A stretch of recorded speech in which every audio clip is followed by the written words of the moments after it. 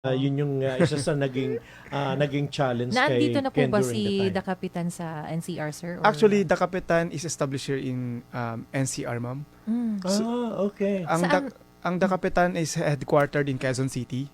So yun po yung head office namin. And before kasi during my business ventures, it was sole proprietorship, and now it's A corporation. corporation. So this corporation kasi is not just run solely by me. I have someone at my back pero ayaw magpa-mention. But definitely hindi siya politician. Igalang natin yung pagiging ano niya. Private. Privado niya. But and then the concept of Kapitan, to be honest, is not really na kape lang siya. If you'll notice our stores, especially yung initial store namin sa Kai Mall in Caloocan, para siyang hugis barko. So from there, you will draw kung ano yung inspiration niya. Is the captain of the ship. Kaya pala The Kapitan yung pinangalan niyo po. Yes, ma'am. Okay. Kaya So, ano? kung itatanong mo why Kapitan Cafe, Dahil- well, that answer yung question mo. Kaya pala yung yung hugis din ng pagkagawa ng Barko. tindahan po, yung stall Yes, is ma'am. yung parang barko talaga. Yes, ma'am. Parang barko siya. Kaya nagigets na agad ng mga tao kung bakit The Kapitan Yes, Cafe. Okay. So, baby na business pa lang ito dahil only last May, ano pa lang ngayon, June, July, magtatapos pa lang yung August. How's the business doing nowadays na, kumbaga, parang nandun ka pa sa panahon na pinapakilala, ano ba yung maganda, how's the business doing now, Ken? Actually, I'm quite surprised kasi this is relatively new. And yung goal kasi namin, sir, is to be honest, at least 10 branches to open this year. Now, medyo malapit na rin naman ma-achieve because of the scheduled openings na. So basically, in terms of funds, we are shelling out a lot of funds. In terms of that operating store, so far maganda ang reception ng mga tao because our coffee are priced less than 100 and as low as 50 pesos. Okay. So basically, coffee shops nowadays kasi pag nakikita mo yung mga medyo magaganda yung packaging, maganda yung store, usually 100 plus yan. Yeah, that's true. That's Diba, true. sir? So parang yung concept ko na kasi na parang yung mindset ko, that's the reason why that I was thinking of the concept of a Henry C. Kahit konti na lang yung tubo mo. Yes. Tama. Oo. Basta Parang marami. Chinese Parang, talaga. parang yun yung talaga Chinese, yung mentality ng Chinese na Yes, hindi oo. talaga sila nagpapatong ng malaki. Pero Oo. mabilis naman yung roll. Turnover. Yes, sir. Turnover. And right now, yung plan ko kasi, sir, when can I mention a mall, sir? Nung tinanong, Okay na po.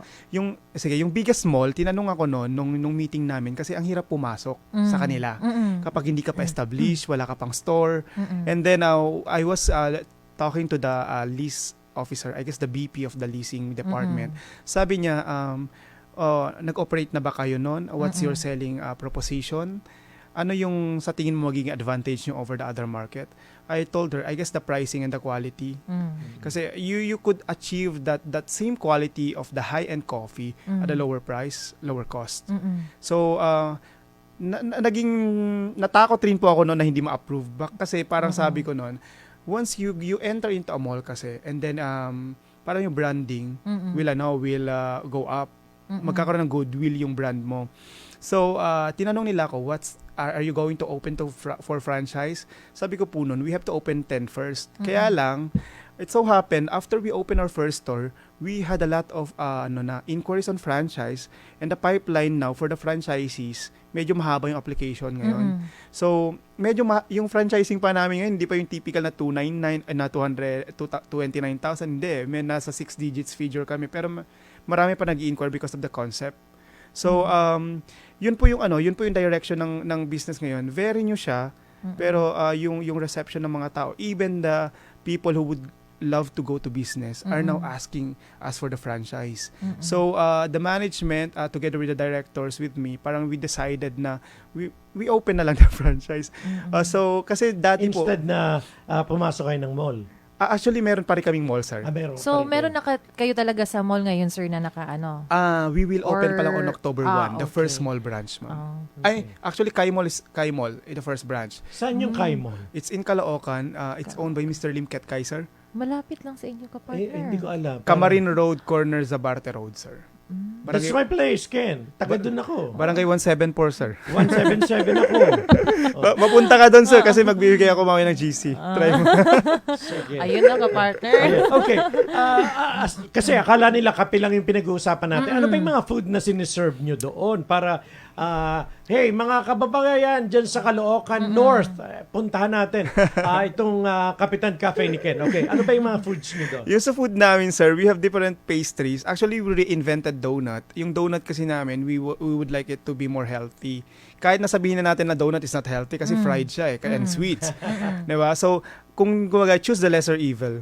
So, ginawa namin, hindi siya fried. It's a baked donut. Okay. Tapos, we also have, yung bestseller namin ngayon na nagugulat kami with the reception sa banana muffin namin because we use talaga yung local na lakatan. Ano, banana muffin. Hindi yung mga... Masarap po yun, sir. Yes, ma'am. Yung mga super Yes, sweet siya. oo. Tapos yung moist. So, yung pastries po namin, sir, actually pinag-isipan namin siya. And the concept paper of Kapitan is to bring in also the local delicacies of Cebu and Ilocos. So, we will combine that. Why Cebu? Because Why Cebu? Cebu is a province or a city that I really love going to. I had the business before there too. And I guess yung delicacies rin kasi nila and yung mga food nila, sir, something Sobrang to look sarap. forward. Sobrang sarap. Yung mga putahe nila lahat doon. Yes, ma'am. Actually, Babalik-balikan mo puchero. talaga. Oo, yung mga ganyan. Adik ako sa pochero. Dinala ko rin sa restaurant ko before yung dish. Really po. Well, mga kaibigan, humingi naman ako ng permiso kay Ken kung pwede rin naming pag-usapan ng hindi naman in detail. Kasi meron siyang intention na kaya gusto kong isama na kasi yung promotion, yung marketing is very important sa pagninegosyo. And naaliw ako kay Ken dahil sabi niya, well, hindi lang about more than doon sa business, pero meron din naman syempre yung compliment sa sarili niya. Nag-join ho kasi siya ng pageant si Ken. If you're watching, Personal sayang side naman. kung pwedeng mic, ayan o, nasa screen si Ken, hindi lang may close up para masabi natin na may kay naman pala to join the pageant. Pero going back dun sa pagsali mo, ikaw na yung magkwento na gusto mo rin somehow na maka-establish ng credibility na makakatulong to promote more your business, Ken. Yes, sir. Actually, galing rin ako sa pataba and then pumayat and then ganun po yung story. So pwede palang pumayat talaga o At maging tumaba, slim oo. yung dating mataba. Yes, sir. But Pwede, that's sir. a lot of discipline. That's a lot of discipline. Sa-sacrifice mo yung favorite food mo and all. So, wala naman talaga akong balak before for myself. And then, yung pinaka-start niyan is I sponsored a pageant held in vegan. It was an international pageant. Okay. Nakita ko nga po yun, sir. Yung andun nga din po sa picture si Herlin Budol. Si Herlin naman, we just recently sponsored Miss Grand Philippines under the Kapitan na ngayon po. Okay. But before po that, actually, nag-sponsor po ako using the restaurant. That was 2016. And then, I guess, it was Tito Norman Tino, the very famous pageant vlogger, Sash Factor team, na sinasabi nila na mag-join ako, tinitis nila ako noon. Pero, thinking about that noon, wala talaga naman na para for myself. And then I realized, I could use that platform na para mag-establish ng credibility for the business. Because, during that time na medyo pasikat yung restaurant, people are asking for franchise. Pero, who am I? Added attraction yung accomplishment mo na yon, yung Yes, pagsali sir. mo na yon. Parang, tama yung sinabi mo kanina, sir, na sino ba yung may-ari? And then if they would backtrack, makikita nila na, ito pala yung may-ari, nag-join pala ng ganito. So, kumbaga makikita nila yung transparent ka sa owner at saka dun sa business. And I guess that's something that is being done right now by TikTok CEOs. Diba? Lumalabas na rin sila sa TikTok, Yes, nagpapakilala. And Sila that's the talaga same. yung mismo yung nagpo-promote din sa sarili products yes, nila. ang product usage. And before pa that, 2016-17 po yun na yung nasa mentality ko na, okay, dapat kilala ako for the business. Not really for myself. How far have you gone joining pageant? I represented the Philippines in 2018 in Thailand, sir. Saan pa po kayo umabot, sir? Aside sa Thailand? Sa akin kasi, ma'am, happy na po ako nun wearing the Philippine sash. And Representing the country representing is the big enough. country. Yes, sir. Kumbaga, contented na po ako doon. Even after that they were telling me na join ka pa. No, ay parang okay na ako doon eh. So, kumbaga, it's not really for the sake of the crown. Added feather na yun eh. Yung accomplishment na yun eh. Yes, sir. Ayun. So that's the history. So now, nagsiserve ka ba? Kumbaga, nandun ka ba sa lugar? Kumbaga, ikaw na rin yung nagmo-model dito sa Kapitan. For now, sir, I'm trying to lose weight para mag-model. Ulit. Pero pag minsan po, when I go to the store, I do also serve coffee kasi nag-train din po ako sa barista. So, eventually, magra-round po ako sa mga NCR stores natin and yung mga franchises also, whether provincial or NCR, magra-round rin Pupuntahan mo sila. Yes, sir. Okay, so that's your long-term plan na hindi lang dito sa Luzon, even in Visayas and Mindanao, magkaroon ng Kapitan. Actually, we are already talking to different people on those places, sir. Kumbaga meron na po nasa pipeline na rin po siya. Talaga? Magiging Yes, nationwide na si The Kapitan. And that's the goal. Wow. Ang galing naman. So, who's with you? Sabi mo nga, may mga ilang pribadong individual na hindi na natin. Pero sino yung think tank nito? Kumbaga, sino yung... kasi baby pa yung business and yet parang makikita mo na nakapila na yung mga interesado. So, who's behind that?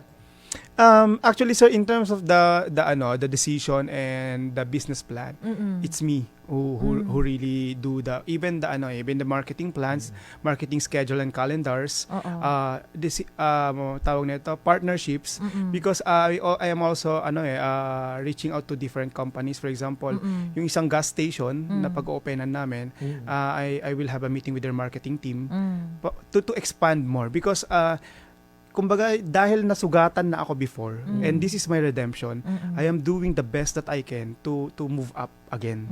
So parang, kumbaga yung practices ko sa bank before, since I was also a bank officer po before, and then yung marketing skills that I've acquired with the experiences that I've had, kino-combine ko siya. So, and you're using that na experience now. Yes, sir. I use that experience. Actually, kinakapalan ko yung mukha ko, I email them.